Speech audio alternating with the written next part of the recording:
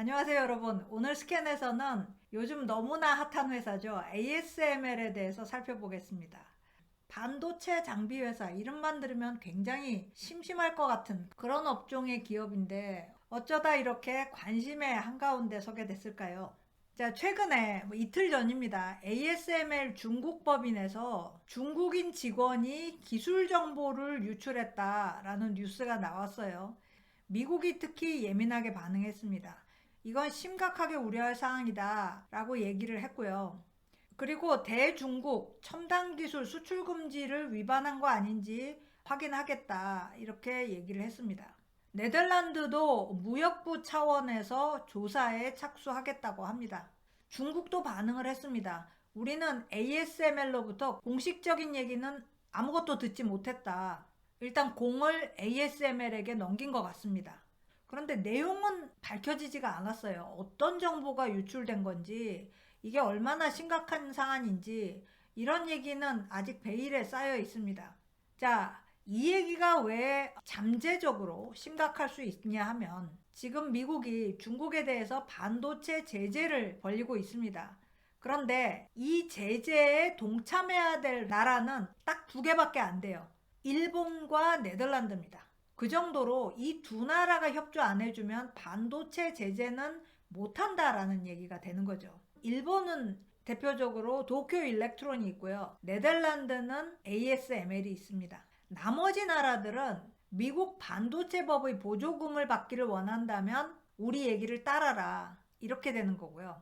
아니, 반도체 강국은 대만과 한국 아닌가? 우리가 얼핏 그렇게 생각하기 쉬운데 그렇지 않다라는 거죠. 기술의 뿌리를 가지고 있는 나라는 미국, 일본, 네덜란드 이렇게 세 나라 뿐이라는 겁니다. 오늘 얘기할 네덜란드의 ASML은 세계 4대 반도체 장비 회사 중에 하나입니다. 두 개는 미국 회사고 하나는 도쿄 일렉트론 그리고 ASML이 있죠. 그런데 ASML의 지위는 이 중에서도 특별합니다. 초미세 공정을 가능하게 하는 EUV 극자외선 노광기를 독점하고 있습니다. 100% 독점하고 있어요. ASML 빼고는 EUV 노광기를 만들 수 있는 회사가 이 지구상에 없다는 얘기죠. 자, 이렇게 생겼습니다. 정상적으로 작동하는 모습이고요. 깨끗하죠. 여기에 ASML을 크게 붙여놨습니다. 기계마다. 그런데 문제가 있어서 다 뜯어봐야 된다. 그러면은 이 내용이 이렇게 복잡합니다.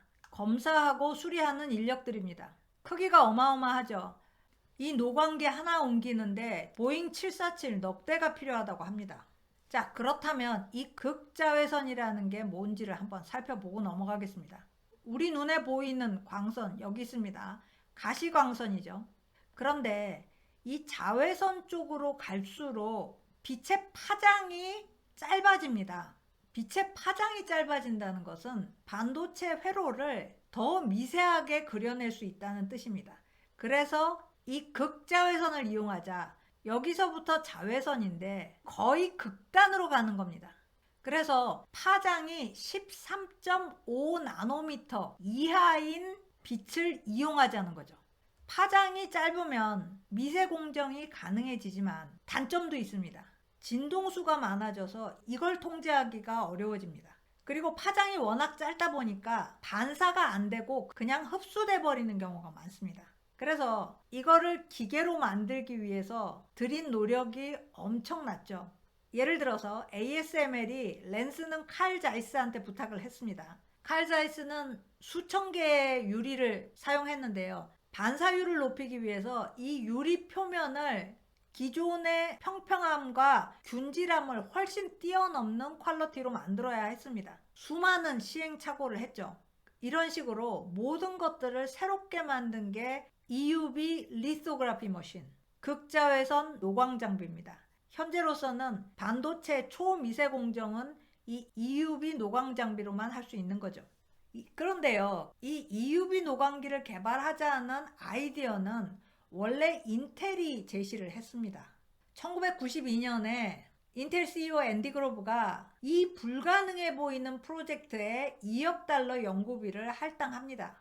그러면서 연구소들 그리고 실제 개발을 담당할 회사가 인텔에 모여서 논의를 시작해요.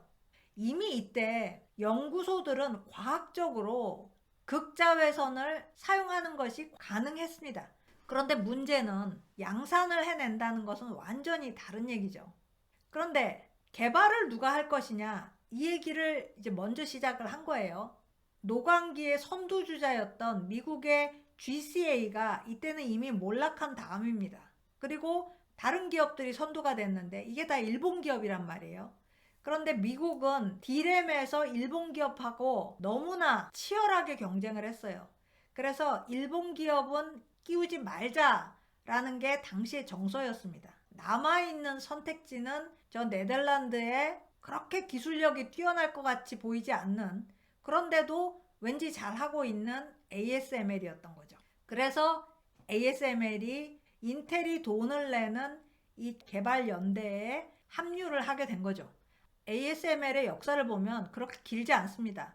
1984년에 필립스가 반도체 사업을 포기해요. 그런데 그 중에서 반도체 장비 사업은 계속하겠다라고 생각을 하면서 ASMI라는 이름으로 장비 사업부를 분사를 시킵니다.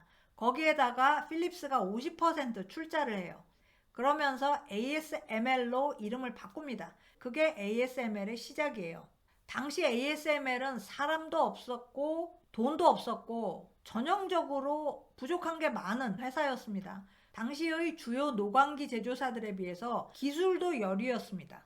그럼에도 유럽을 중심으로 상당히 성장을 해 나간 거예요.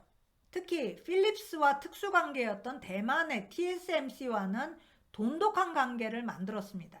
필립스와 TSMC가 어떤 관계였냐? 대만이 반도체 사업에 본격적으로 뛰어들겠다고 결정을 하면서 가장 필요했던 것 중에 하나가 어디에서 기술 이전을 받아오느냐였습니다. 모든 회사가 기술 이전을 거절합니다.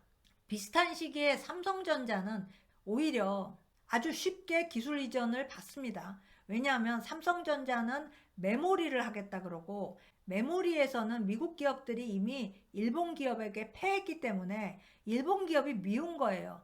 일본 기업과 경쟁하겠다고 삼성전자가 나서니까 우리가 기술 이전 해줄게. 그러면서 마이크론이 기꺼이 기술 이전을 해줬습니다. 그런데 로직 반도체를 만들겠다는 TSMC는 상황이 달랐던 거죠. 겨우겨우 필립스한테 기술 이전 동의를 받습니다. 그리고 지적재산권 사용 허가도 받고요. 5,800만 달러 투자도 받습니다. 대신에 필립스는 TSMC 주식을 27.5% 확보하죠. 그런데 필립스가 반도체는 포기했지만 ASML은 필립스 본사 사이트에 같이 붙어 있었습니다. 그러니까 TSMC한테는 너무나 친밀한 회사가 된 거죠. 또 그리고 얼마 후에 TSMC에서 화재가 크게 납니다. 이 화재 보험금을 받아서 ASML로부터 노광기 19대를 구입합니다. 돈이 없어서 허덕대던 ASML한테는 가뭄의 단비였죠. 이렇게 해서 이 두 회사는 가장 친한 관계가 됩니다. 이 극자외선 노광기 개발은 시작할 때부터 성공 가능성이 그렇게 높은 프로젝트가 아니었어요. 인텔의 앤디 그로브도 사실 불만이 많았죠. 그런데도 왜 2억 달러를 쾌척했느냐? 다른 방법이 없었기 때문입니다. 조만간 반도체 소자는 더 이상 줄일 수가 없는 시점이 올 텐데, 그렇게 되면은 반도체 산업은 거기서 끝이다. 이런 위기의식이 있었던 거죠. 이 극자외선 외에 다른 대안도 생각해봤습니다. 그런데 그 대안들은 더 불가능해요. 예를 들어서 엑스레이 쪽으로 가거나 전자파 빔으로 가거나 이런 거는 당시로서는 더 불가능했습니다.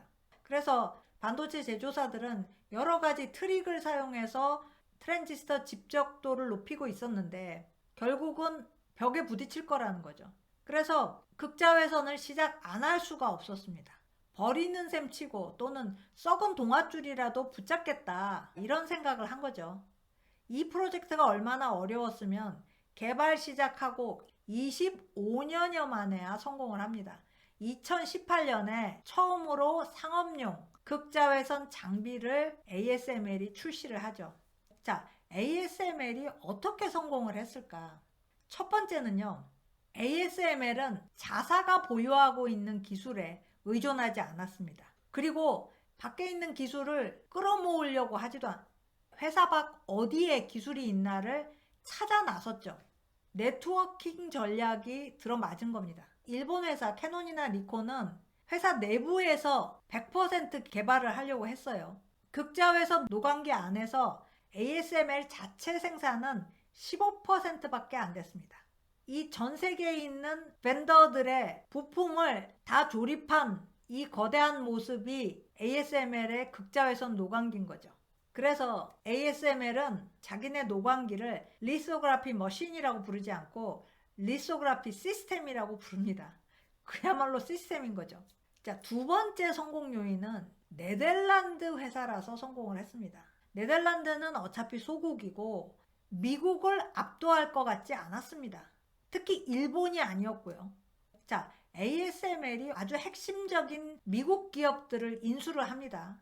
웬만하면 이런 시도들은 미국 정부가 막았을 텐데 1990년대에 미국의 분위기는 냉전이 끝나고 너무나 업돼 있는 분위기였죠. 세상에 우리를 막을 자는 아무도 없다, 이런 분위기였습니다.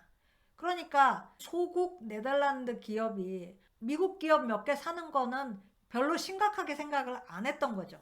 당시에 반도체 전쟁에서 한 발짝 물러나 있던 네덜란드 기업이기 때문에 가능했던 거죠.